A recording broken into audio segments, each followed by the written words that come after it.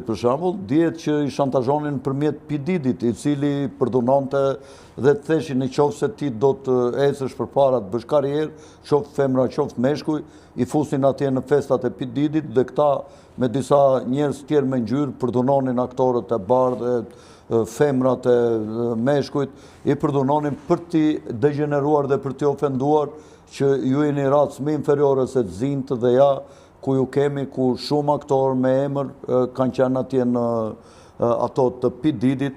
Pra shoqëria perëndimore në fakt jo vetëm në Amerikë, po gjithë perëndimi është kthyer, po sidomos Shtetet e Bashkuara është kthyer në një Sodom dhe Gomora dhe një nga qëllimet e tjera që mund të jenë është rrëzimi I Amerikës nga globalistët për shkak se Trumpi po I lufton globalistët duke ndjekur politikat e Hamiltonit. Hamiltoni ndiqte politika proteksioniste, e ka vrarë në moshën 40 vjet, ka qenë sekretari thesarit ose ministri ekonomisë dhe me George Washingtonin dhe sa herë që një president I kthehej politikave hamiltoniane, pra politikave proteksioniste ku shteti brenda mbron produsit e vet me politikat e veta doganore për të futur mallrat e huaja, këta e kanë eliminuar dhe janë më duket një 18 president që kanë vdekur në detyrë,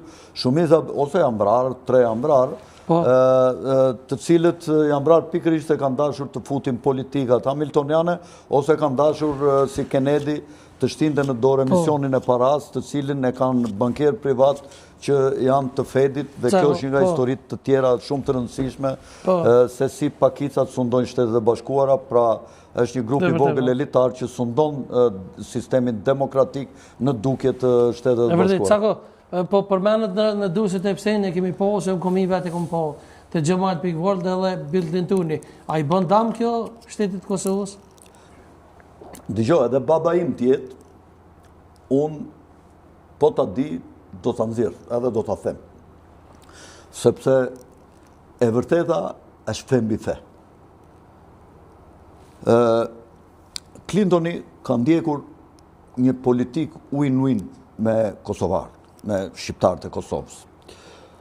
Çdo të thotë, Shtetet e Bashkuara dhe elitat e Shtetet e Bashkuara që programojnë politikat e Shtetet e Bashkuara kishin interes që të ndërhynin në Kosovë dhe populli I Kosovës kishte interes të çlirohej. Dhe bashkimi këtyre dy vullneteve solli këtë realitet që Kosova u çlirua. Edhe ne të dy jemi shok, po në qoftë se ti ngrihesh dhe qëllon atë aty me një thika, me një pistolet, unë nuk mund të pajtohem më me ty.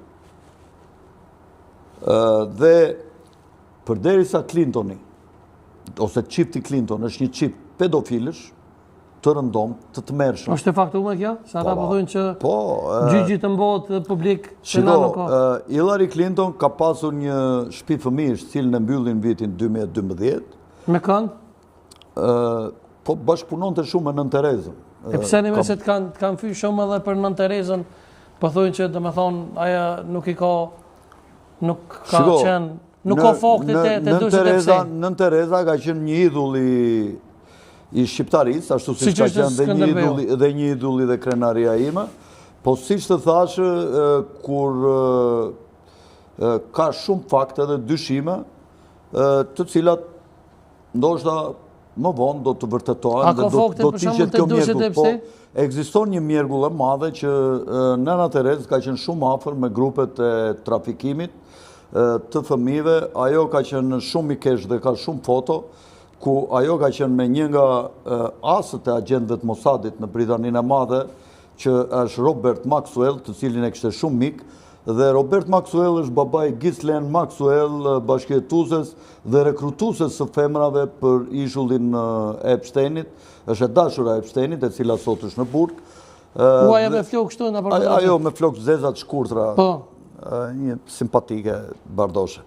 Ajo është vajza Robert Maxwellit. Dhe njëkohësisht Nën Tereza ka pasur aktivitet të madh në Haiti dhe ka qenë mik me diktatorin Duvalier,